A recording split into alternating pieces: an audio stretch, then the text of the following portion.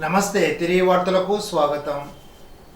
అర్హులైన పేదలకు ఇళ్ల స్థలాలు ఇవ్వాలని, ఇంటి నిర్మాణానికి 5 లక్షల రూపాయలు కేటాయించాలని కోరుతూ సిపిఐ ఆధ్వర్యంలో ఏప్రిల్ 2వ తేదీన భీమవరం జిల్లా కలెక్టరేట్ వద్ద ధర్నా నిర్వహించి అర్జీదారులతో వ్యక్తిగత దరఖాస్తులు జిల్లా కలెక్టర్కు సమర్పించనున్నట్లు సిపిఐ పశ్చిమ గోదావరి జిల్లా కార్యదర్శి కొనాల భీమారావు అన్నారు. బుధవారం భీమవరంలోని రెల్లి కాలనీ రామాలయం వద్ద ఇల్లు లేని పేదలతో ఇంటి స్థలాలకై అర్జీలను సిపిఐ నాయకులు పూర్తి చేయించారు. ఈ సందర్భంగా భీమారావు మాట్లాడుతూ ఇల్లు లేని నిరుపేదలకు పట్టణాల్లో 2 సెంట్లు, గ్రామాల్లో 3 సెంట్లు ఇస్తామని ఎన్నికల్లో కూటమి నాయకులు ఇచ్చిన హామీలను నెరవేర్చాలని డిమాండ్ చేశారు.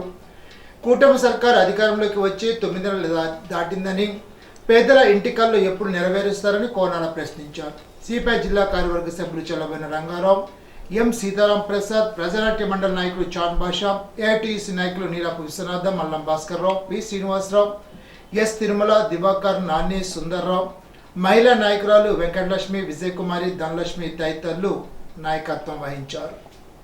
రాష్ట్ర ముఖ్యమంత్రి చంద్రబాబు నాయుడు గారు రాష్ట్రంలో ఇల్లు లేని నిరుపేదలకు పట్టణాల్లో 2 సెంట్లు, గ్రామాల్లో 3 సెంట్లు ఇల్లు ఇచ్చి వారి ఇంటి నిర్మాణానికి 4 లక్షల రూపాయలు ఇచ్చి పేదల సొంత ఇంటి కల నెరవేరుస్తామని హామీ ఇచ్చారు. ఆయన అధికారంలోకి వచ్చి అప్పుడే 9 నెలలు పూర్తవుతూ ఉంది. తక్షణమే పేదలకు ఇచ్చినటువంటి హామీ మేరకు పట్టణ ప్రాంతాల్లో పేదలకు 2 సెంట్లు, గ్రామీణ ప్రాంతాల్లో పేదలకు 3 సెంట్లు ఇంటి స్థలాలు ఇచ్చి ఇంటి నిర్మాణానికి ఇప్పుడున్న ధరల రీత్యా కనీసం 5 లక్షల రూపాయలు ఇచ్చి పేదల సొంత ఇంటి కల నెరవేర్చాలని చెప్పి ప్రభుత్వాన్ని డిమాండ్ చేస్తూ ఉన్నాం. వీళ్ళ భీమవరం పట్టణంలో ఇల్లు లేని నిరుపేదలకి వీళ్ళ దరఖాస్తులు పూరిస్తూ ఉన్నాం.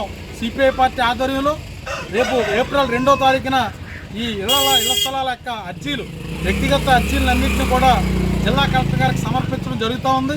ఈ సమర్పించేటువంటి దరఖాస్తులన్నింటినీ కూడా ఆన్లైన్ చేసి వీళ్ళ విచారణ జరిపించి అర్హులైనటువంటి పేదవారందరికీ కూడా ఇళ్ల స్థలాలు ఇవ్వాలని చెప్పి ఈ ప్రభుత్వాన్ని డిమాండ్ చేస్తూ ఉన్నాం. పెరిగినటువంటి ధరల రీత్యా పేదవాళ్ళు ఎవరో కూడా ఒక గజం ఇంటి స్థలం కొనుక్కోలేని పరిస్థితిలో ఉన్నారు.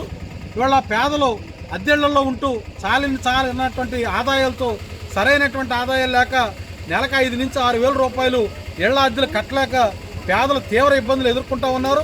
ఇవాళ ముఖ్యమంత్రి గారు ఇచ్చిన హామీ మేరకు తక్షణమే పేదవారికి ఇంటి స్థలం ఇచ్చి ఇంటి నిర్మాణానికి 5 లక్షల రూపాయలు ఇచ్చి పేదల సొంత ఇంటి కల నెరవేర్చాలని ప్రభుత్వాన్ని కోరుతా ఉన్నారు. ఆస్తి పన్ను, ఖాళీ స్థలం పన్నుల బకాయిలను ఏకమొత్తంలో చెల్లించిన వారికి 50% వడ్డీ మాఫీ చేస్తూ రాష్ట్ర ప్రభుత్వం మంగళవారం జీవో విడుదల చేసింది. ఆస్తి పన్ను, ఖాళీ స్థలం పన్ను విషయాల్లో ఈ ఆర్థిక సంవత్సరం వరకు ఉన్న బకాయిలను ఈ ఆర్థిక సంవత్సరం బకాయిపై విధించిన వడ్డీని వన్ టైం ఏకమొత్తంగా మాఫీ చేయడం జరిగింది.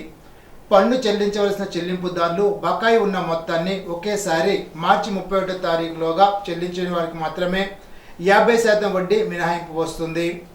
తణుకు పురపాలక సంఘ పరిధిలో పన్ను చెల్లింపుదారులందరూ ఈ అవకాశాన్ని వినియోగించుకొని వడ్డీ రాయితీని పొందవలసిందిగా కమిషనర్ కోరారు.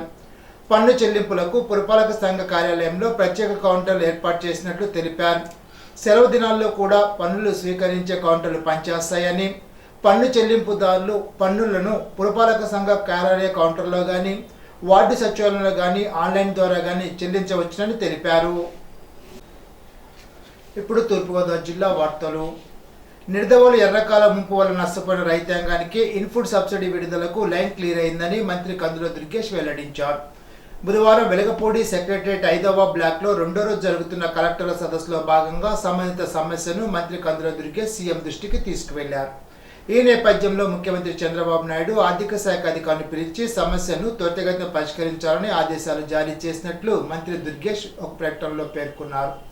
ఇప్పటికే 2-3 పర్యాయాలు మంత్రి దుర్గేష్ కేబినెట్ దృష్టికి ఇన్పుట్ సబ్సిడీ అంశం తీసుకువెళ్లగా సీఎం సుముఖత వ్యక్తం చేశారని, వివిధ కారణాల వల్ల ఆర్థిక శాఖలో సంబంధిత ఫైల్ క్లియరెన్స్కు జాప్యం జరిగిందని అన్నారు. అయినప్పటికీ కలెక్టర్ల సదస్సులో సంబంధిత అంశాన్ని మంత్రి కందుల దుర్గేష్ మరోసారి ఈ అంశం ప్రస్తావించగా సీఎం చంద్రబాబు నాయుడు వెంటనే సమస్యకు చెక్ పెట్టారని తెలిపారు. 2024 జూలై నెలలో సంభవించిన భారీ వర్షాలు, విపత్తు వల్ల నష్టపోయిన రైతాంగానికి ఇప్పటికే ఇన్పుట్ సబ్సిడీ ప్రకటన చేశామని మంత్రి కందుల దుర్గేష్ ఈ సందర్భంగా గుర్తు చేశారు. ఈ సందర్భంగా మంత్రి కందుల దుర్గేష్ ముఖ్యమంత్రి చంద్రబాబు నాయుడుకు కృతజ్ఞతలు తెలిపారు. బుధవారం వెలగపూడి సచివాలయం 5వ బ్లాక్లో రాష్ట్ర ముఖ్యమంత్రి నారా చంద్రబాబు నాయుడు అధ్యక్షతన రాష్ట్ర ప్రధాన కార్యదర్శి కె విజయానంద్ ఆధ్వర్యంలో ఏర్పాటు చేసిన 2వ రోజు కలెక్టర్ సమావేశంలో జిల్లా కలెక్టర్ పి ప్రశాంతి పాల్గొన్నారు.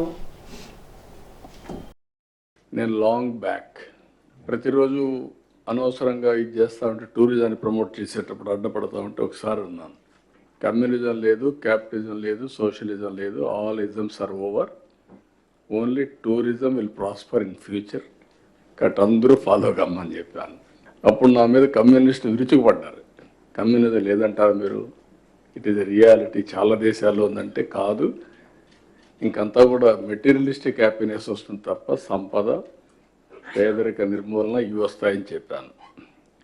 నిన్న తెలంగాణ అసెంబ్లీలో వెరీ ఇంట్రెస్టింగ్ సిపిఐ సభ్యుడు కోనూనేని ఎమ్మెల్యే అతను రైజ్ చేసి నాడు చంద్రబాబు అంటే కోపం వచ్చేది, నిజంగా ఖర్చు లేని నిజం టూరిజమే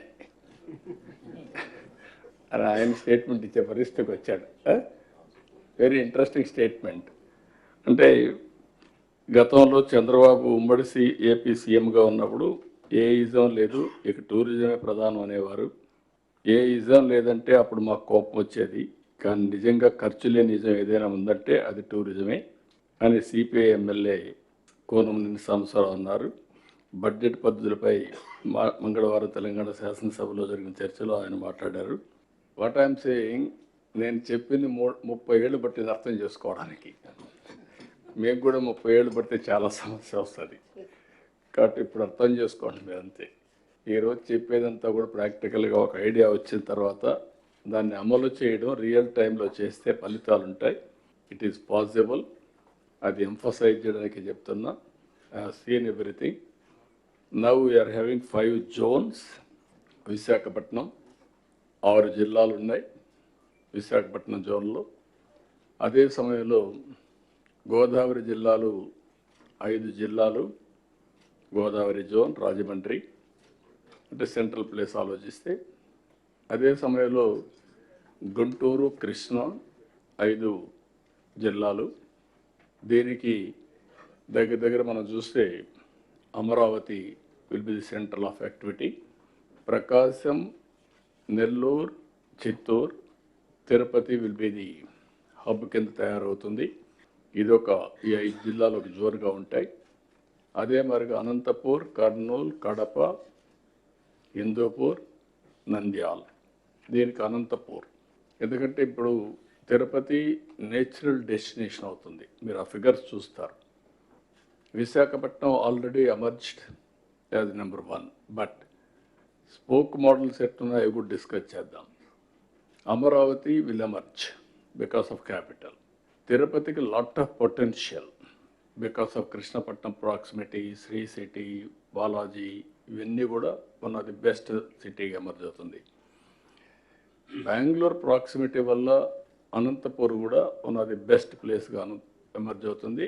అనంతపూర్, కర్నూలు, పక్కనే చూస్తే హిందూపూర్ నుంచి 3 జిల్లాలు కవర్ అవుతాయి. 4వ జిల్లా వచ్చి నంద్యాల, కడప ఇంటిగ్రేట్ చేసుకుంటాం. రాజమండ్రికి లాట్ ఆఫ్ పొటెన్షియల్ టూరిజం అయింది, అవి కూడా డిస్కస్ చేద్దాం. అల్టిమేట్గా దీన్ని ఒక కాన్సెప్ట్ కింద పెట్టుకొని ఈచ్ జోన్ని ఒక పవర్ హౌస్గా అక్కడ ఉండే అడ్వాంటేజెస్ అన్నీ కూడా కన్సిడరేషన్ తీసుకొని మనం వర్కౌట్ చేయాల్సిన అవసరం ఉంది. బుధవారం తూర్పుగోదావరి జిల్లా న్యాయ సేవాధికారి సంస్థలో 9వ అదనపు జిల్లా జడ్జి ఎం మాధురి, జిల్లా న్యాయ సేవాధికారి సంస్థ కార్యదర్శి ఎన్ శ్రీలక్ష్మి, ప్యానల్ న్యాయవాదులు, డిఫెన్స్ కౌన్సిల్ న్యాయవాదులతో మానిటరింగ్ కమిటీ సమావేశాన్ని నిర్వహించారు. వివిధ కేసుల్లో ఉచిత న్యాయ సాయం అందించేందుకు నియమించబడిన న్యాయవాదులతో ఆయా కేసుల పురోగతి గురించి తెలుసుకున్నారు. ఈ కేసులను సత్వరం పరిష్కరించాలని, దీనికి సంబంధించి ఎలాంటి సమస్య ఉన్నా జిల్లా న్యాయ సేవాధికారి సంస్థకు తెలియచేయాలని అన్నారు. క్రిమినల్ కేసులకు సంబంధించి బెయిల్ కోసం వేసిన అర్జీల వివరాలు తెలుసుకున్నారు. ఈనాటి బంగారు మాట. మంచి వారితో స్నేహం వల్ల బుద్ధి వికాసం కలుగుతుంది. రామకృష్ణ పరమహంస. ఈ వార్త ఇంతటితో సమాప్తం. తిరిగి విజన్ న్యూస్లో కలుసుకుందాం. అంతవరకు సెలవు. నమస్కారం.